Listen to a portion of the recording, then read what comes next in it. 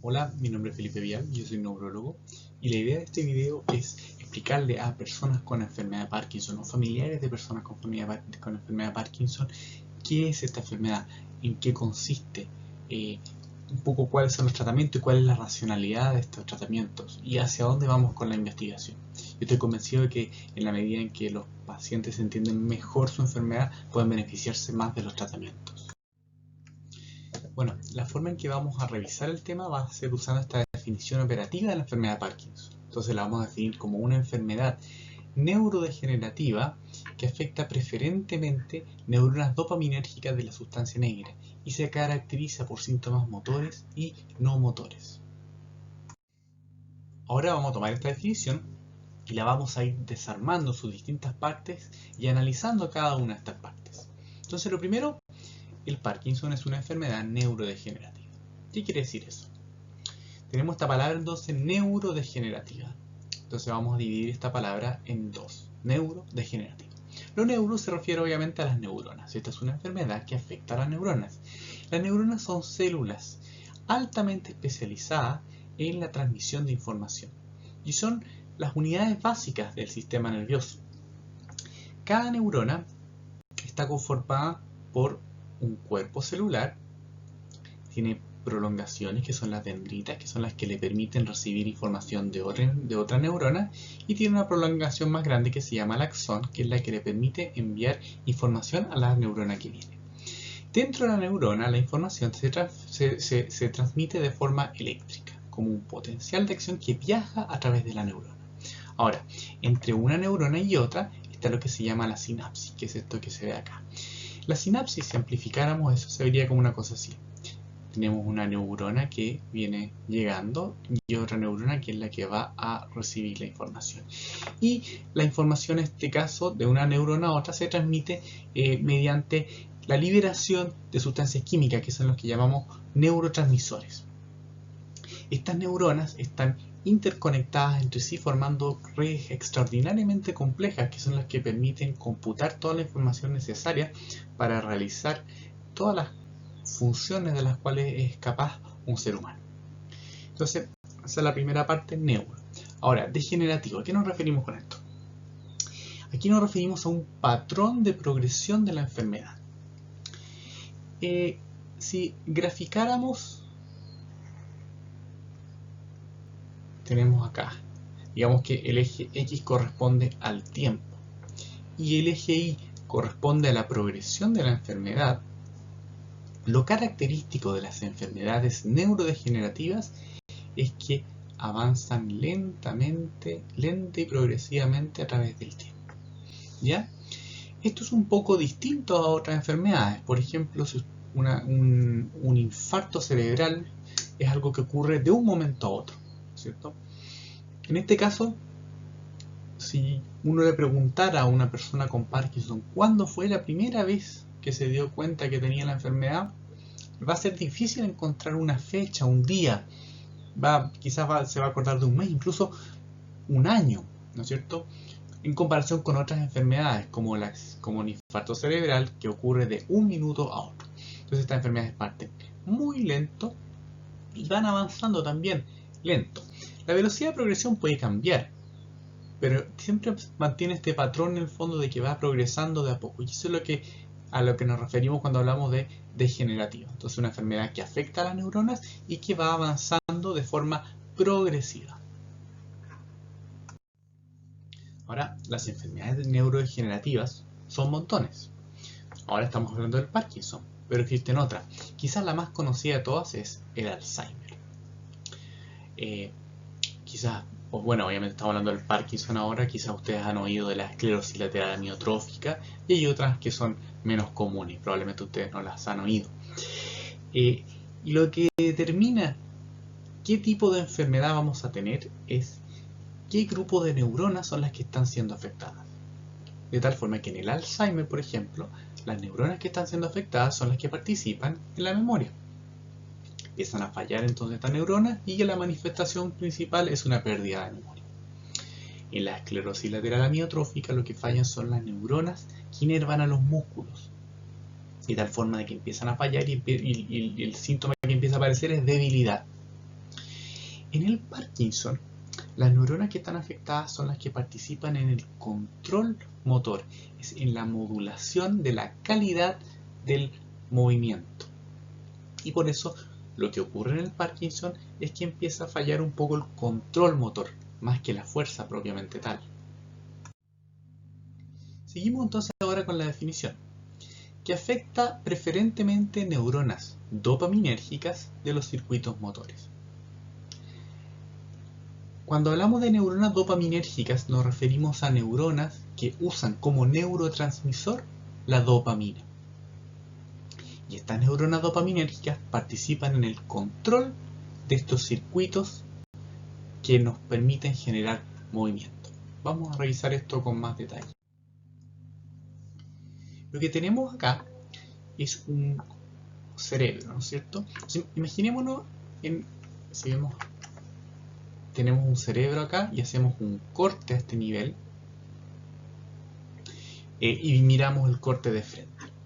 Vamos a ver esto, ¿no es cierto? Entonces, para que se ubiquen un poco, acá están las orejas, una oreja acá, la otra oreja acá, y acá está la columna, ¿cierto? Entonces estamos mirando de frente. Entonces, acá en el cerebro existen algunas estructuras que vamos a mencionar para entender lo que está sucediendo. Una es el tálamo, que lo vamos a ubicar acá. Otros son los llamados ganglios de la base. Los vamos a localizar acá. Desde la corteza cerebral se envían neuronas que van a los ganglios de la base. Desde los ganglios de la base, neuronas que van hacia el tálamo. Y desde el tálamo de vuelta a la corteza motora, que es la que participa en el control del movimiento.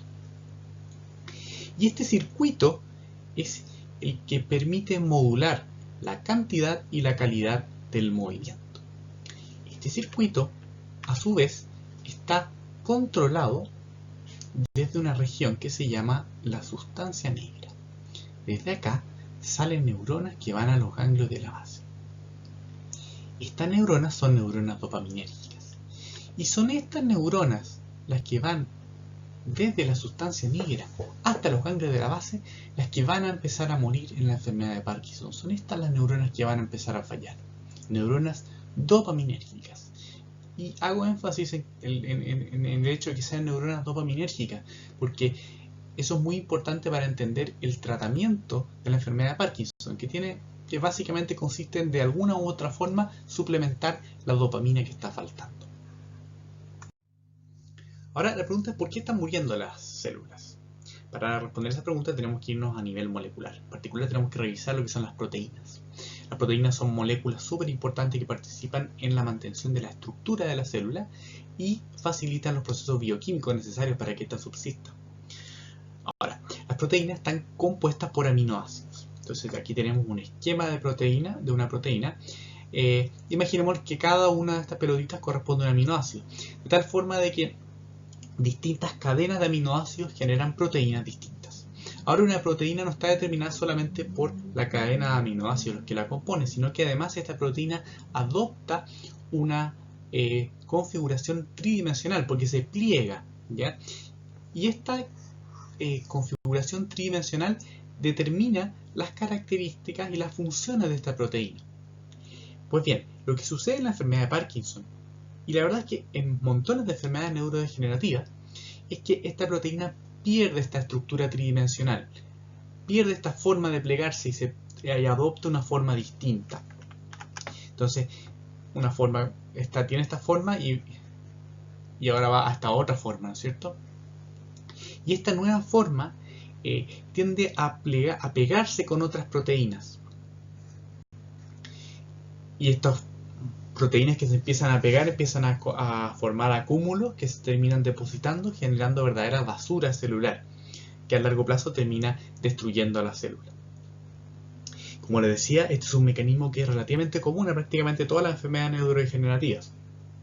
Y lo que determina un poco qué tipo de enfermedad voy a tener es cuál es la proteína que está fallando.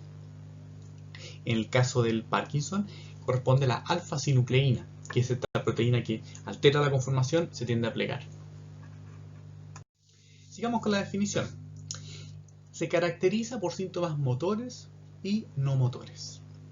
En general, cuando uno piensa en Parkinson, la mayoría de las veces piensa más en síntomas motores. De hecho, cuando la enfermedad fue descrita, se describió principalmente síntomas motores. Pero la verdad es que la enfermedad tiene además síntomas en otras esferas, como vamos a revisar. Esta diapositiva de acá representa la progresión de la enfermedad a través del tiempo. Acá en el eje X tenemos el tiempo y en el eje Y tenemos la progresión de la enfermedad. Esta línea punteada roja representa el momento en el cual aparecen los síntomas motores: el temblor, la rigidez, el enlentecimiento. Y son esos los síntomas los que nos permiten hacer el diagnóstico de la enfermedad de Parkinson. Pero cada vez está más claro que la enfermedad parte mucho antes de que nosotros seamos capaces de hacer el diagnóstico.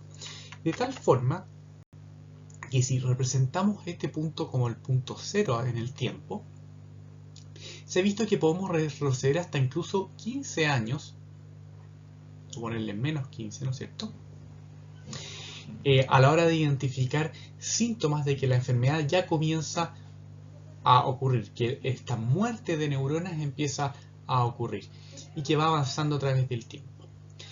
Al parecer, en el momento en que hacemos el diagnóstico, aproximadamente el 70% de las neuronas dopaminérgicas de las que hablábamos anteriormente ya han muerto. Es decir, el cerebro tiene una tremenda capacidad de compensación. Y antes de que aparezcan los síntomas motores, aparecen otros síntomas como constipación, por ejemplo, trastornos del sueño, pérdida del olfato, depresión. Posteriormente aparecen estos síntomas motores. Llamamos bradiquinesia, lentecimiento, empobrecimiento de los síntomas, que vamos a revisar con más detalles, rigidez y temblor. Ahora, además de esto, empiezan a ocurrir otros síntomas, como fatiga, por ejemplo. Pueden aparecer dolores lumbagos. Y en la medida en que avanza la enfermedad, pueden apareciendo toda una serie de síntomas. La lista es larga, no significa que todas las personas con Parkinson van a hacer todos estos síntomas.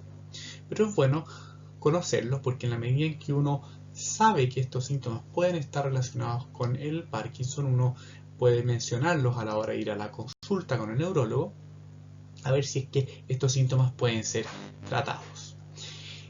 Una vez que ocurren los síntomas motores, tenemos una fase temprana que principalmente es caracterizada por estos síntomas motores, y en la medida que va avanzando empiezan a afectarse otro tipo de sistemas.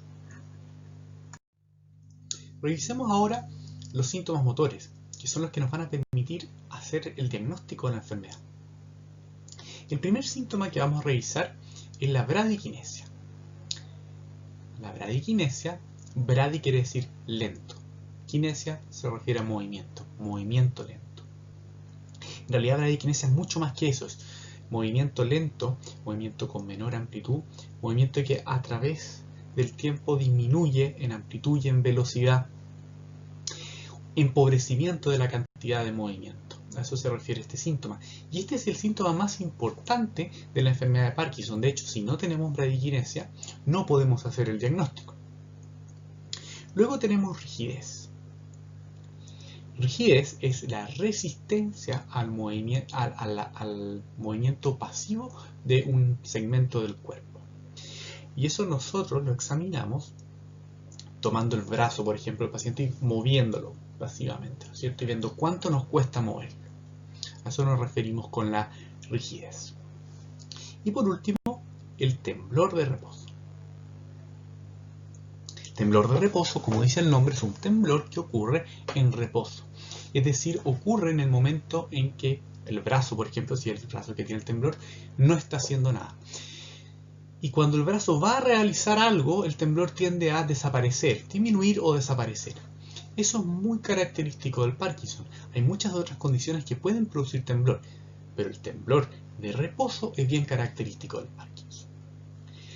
Estos tres síntomas, bradiquinesia, rigidez y temblor de reposo, son los que conforman el síndrome llamado parkinsonismo, que es el síndrome característico de la enfermedad de Parkinson. Acá hago la diferencia entre parkinsonismo y Parkinson porque existen algunas condiciones que pueden provocar parkinsonismo sin ser Parkinson. Y eso es una de las cosas que uno como neurólogo va a ver durante la sucesión de consultas y seguimiento. El diagnóstico de la enfermedad de Parkinson es clínico. Eso quiere decir que lo hacemos a través de la historia y el examen físico. Pero existen ciertos casos en los cuales existen dudas. Cuando hay dudas, uno puede apoyarse con ciertos exámenes. Insisto, no es necesario estos exámenes para todos los pacientes, pero en algunos casos se necesita hacer. El primer examen que vamos a hablar es este de acá. Esto corresponde a un examen en el cual se inyecta un marcador de neuronas dopaminérgicas. Acá tenemos un sujeto sano, ¿cierto? Y esto que brilla corresponde a sus neuronas dopaminérgicas en los ganglios de la base. Acá tenemos un sujeto con enfermedad de Parkinson y podemos ver cómo hay mucho menos neuronas dopaminérgicas. Entonces esto claramente puede apoyar a la hora de hacer el diagnóstico. La otra opción también es mediante una ecografía transcraniana, es decir, se pone el transductor ecógrafo en el cráneo y se observa a nivel de mesencéfalo ciertas señales que nos muestran también que hay pérdida de neuronas dopaminérgicas.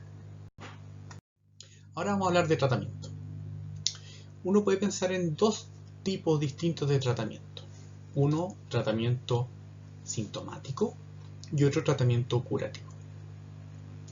El tratamiento sintomático va a ir a tratar síntomas, sin cambiar la historia de la enfermedad. Si graficáramos esto, entonces tenemos acá la progresión de la enfermedad a través del tiempo. Supongamos que esta es la progresión natural de la enfermedad a través del tiempo. Y en este momento, en este punto de acá, iniciamos un tratamiento sintomático. Lo que vamos a observar es que los síntomas van a mejorar, pero la enfermedad va a seguir progresando a través del tiempo. Si suspendemos el tratamiento, la persona va a volver a su curva original, ¿cierto? Eso sería un tratamiento sintomático, un tratamiento que mejora los síntomas, mejora la calidad de vida, sin embargo la enfermedad sigue progresando. Ahora, ¿cómo sería un tratamiento curativo? Tenemos la progresión de la enfermedad, el tiempo, esta es la curva natural de la enfermedad, y un tratamiento curativo, lo que observaríamos sería que si iniciamos el tratamiento en este momento, la enfermedad va a cambiar su progresión, ¿cierto? Eso sería un tratamiento curativo. En este momento no se ha descubierto, no se ha demostrado ningún tipo de tratamiento curativo, lamentablemente. Y todo lo que tenemos en Parkinson es tratamiento sintomático.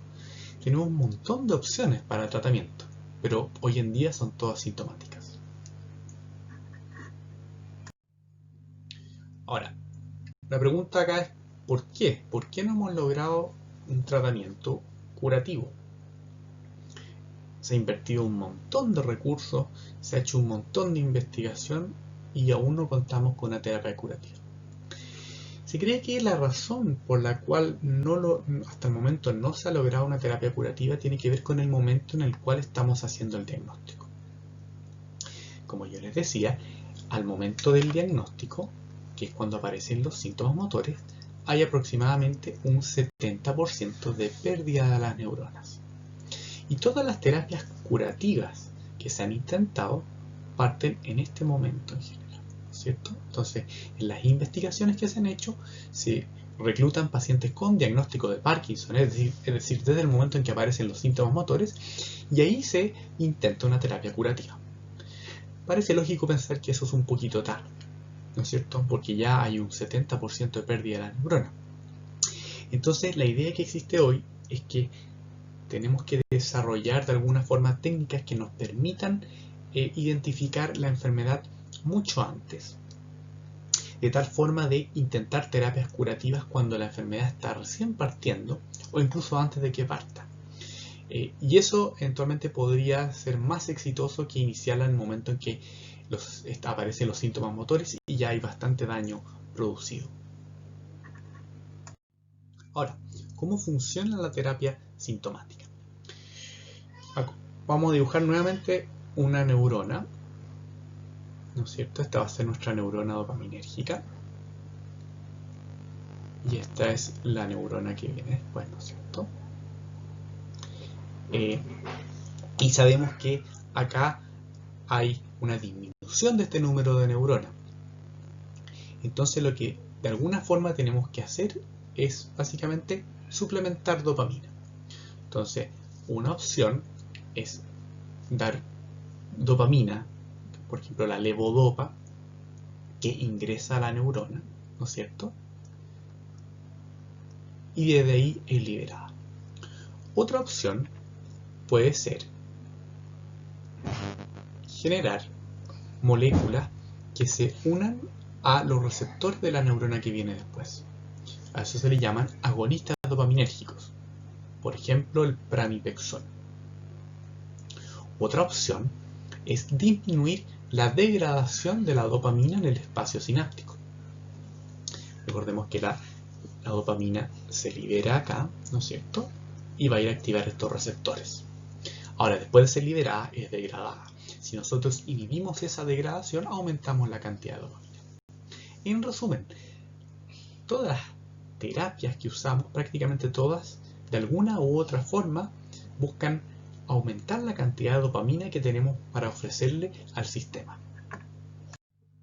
Ahora, ¿qué es lo que sucede cuando de alguna forma suplementamos dopamina en un paciente con Parkinson? Entonces, acá tenemos el tiempo y acá tenemos la concentración de dopamina en el sujeto, ¿ya? Y estas líneas punteadas rojas van a tratar de representar la cantidad óptima de dopamina. Es decir, la dopamina tiene que estar entre este rango y este rango. En el caso de un paciente con Parkinson, la cantidad de dopamina va a estar bajo el rango, ¿no es cierto? Y cuando empecemos a suplementarlo va a empezar a subir. Se va a acabar el efecto del medicamento, va a tomar una segunda dosis y va a volver a subir. Se va a acabar el efecto y así, ¿no es cierto? Entonces, esto es lo que ocurre durante los primeros años de la enfermedad, en los cuales mediante la suplementación de dopamina se puede tener un efecto sintomático bastante bueno. Ahora, en la medida que pasa el tiempo, este rango terapéutico empieza a hacerse más estrecho. El efecto de eso es que cuando yo comienzo a suplementar dopamina, la dopamina aumenta, pero se sale de los rangos terapéuticos, tanto arriba como abajo. El efecto de esto es que cuando hay un exceso de dopamina, tenemos los efectos adversos. Y esto en general se manifiestan como un exceso de movimiento. A esto le llamamos disquinesias. Ahora, cuando la dopamina cae bajo los rangos terapéuticos, se exacerban los síntomas del Parkinson. Rigidez, enlentecimiento, temblor. A esto es lo que le llamamos fluctuaciones motoras, que tienden a ocurrir aproximadamente 5 o 6 años después del inicio de la enfermedad. Nosotros contamos con un montón de herramientas para tratar estas fluctuaciones motoras. Podemos ir ajustando las dosis, fraccionando las dosis, agregando medicamentos que ayudan a mantener la cantidad de dopamina dentro del rango terapéutico. Pero llega un momento en que estas medidas pueden hacerse insuficientes. Y ahí es donde aparece una tercera línea de terapia. Y acá hay varias opciones. Una de las más conocidas es lo que se llama estimulación cerebral profunda. La estimulación cerebral profunda consiste en instalar unos electrodos en la cabeza que van a ir a los ganglios de la base, que son los lugares donde está fallando, ¿no es cierto?, por la falta de dopamina.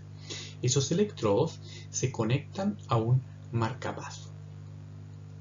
Este marcapaso está dando corriente constantemente con una frecuencia y amplitud determinada y permite aplanar un poco estas fluctuaciones, ¿no es cierto? Esta estimulación cerebral profunda, de nuevo, no cambia la historia de la enfermedad, no es una terapia curativa, pero ayuda un montón a manejar estos síntomas que son más difíciles.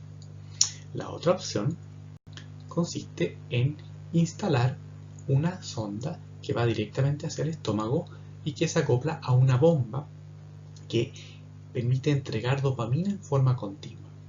De esa forma también se evitan estas fluctuaciones. ¿Qué terapia es mejor? Depende mucho de cada paciente y depende también de la experiencia que existe en cada centro. Hay lugares que tienen más experiencia en estimulación profunda, otros tienen más experiencia en la implantación de estas sondas que van hacia el sistema digestivo. Y como lo decía, también existen síntomas no motores. Vamos a hablar brevemente de algunos de los síntomas más comunes. Primero, la depresión. La depresión es una enfermedad relativamente frecuente que se ve dentro y fuera del Parkinson. Uno podría pensar que porque uno tiene estos síntomas del Parkinson y todas las limitaciones que a uno le producen, eso genera que uno esté más triste, ¿no es cierto?, como una reacción al hecho de estar enfermo. Pero la verdad es que parece que es más que eso. El mismo Parkinson, la misma falta de dopamina, de cierta forma, produce en muchas personas este estado de tristeza, ¿no es cierto?, y que puede ser tratado. Trastornos del sueño REM. El trastorno del sueño REM consiste en un trastorno de sueño en el cual, cuando la persona está soñando, tiende a moverse, ¿no es cierto? Por ejemplo, si está soñando que lo ataca un animal, va a pelear con el animal, pero además de estar soñando y peleando, eso se va a traducir en movimientos de las manos, ¿no es cierto? En personas sanas eso no ocurre. Cuando uno está soñando y le toca moverse durante el sueño, uno imagina el movimiento, pero no se traduce en un movimiento real. Muchas veces los efectos del trastorno sueño REM los sufre más la persona que duerme con el paciente, ¿no es cierto?, al cual le pueden llegar golpes. Otro síntoma es fatiga. Fatiga es esta sensación de falta de energía, pérdida de energía, pérdida de ganas de realizar cosas. La hiposmia también es otro síntoma, pérdida de olfato. Disfunción gastrointestinal. A nivel del sistema gastrointestinal también existen neuronas dopaminérgicas. Entonces este sistema empieza a andar un poco más lento. Y eso se puede traducir en otro síntoma que es la constipación o estitiquez, ¿no es cierto? Puede haber dolor también, como decíamos, se traduce muchas veces como un lumbago. De hecho, no es raro que pacientes que están iniciando la enfermedad primero consulten por un dolor de espalda, más que por los síntomas característicos del Parkinson. Hipotensión ortostática. Este síntoma corresponde a una sensación de mareo al ponerse de pie muy rápido. Mareo que puede ser corto, de segundo de duración, o puede ser más largo, incluso llevar a un desmayo. Lo que traduce esto es que el sistema cardíaco no es capaz de compensar, no es capaz de aumentar la cantidad de sangre que bombea hacia el cerebro en el momento en que uno se pone de pie. Recordemos que cuando uno está acostado, el corazón y el cerebro están a la misma altura.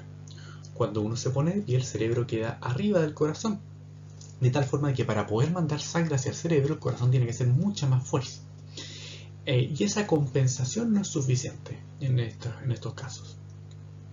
Acá hay que tener ojo porque no es raro que haya personas que tenían diagnóstico de hipertensión y luego hacen Parkinson y siguen tomando los medicamentos para la hipertensión. Y muchas veces, en la medida en que avanza el Parkinson, empiezan a presentar estos síntomas de hipotensión ortostática que a veces se exacerban por estos mismos antihipertensivos. Así que hay que estar atento. Síntomas urinarios. Puede haber incontinencia urinaria. Constipación, ya hablamos. Alucinaciones. Las alucinaciones muchas veces pueden venir espontáneamente o pueden ser efectos adversos de alguno de los medicamentos. Por eso, si ustedes empiezan a ver alucinaciones, tienen que comentarlo. Ahora, muchas veces las alucinaciones son bastante sutiles. Puede ser, por ejemplo, la sensación de una presencia o puede ser sentir que hay alguien, o también algunos casos son más elaboradas, como ver animales, por ejemplo, que no están.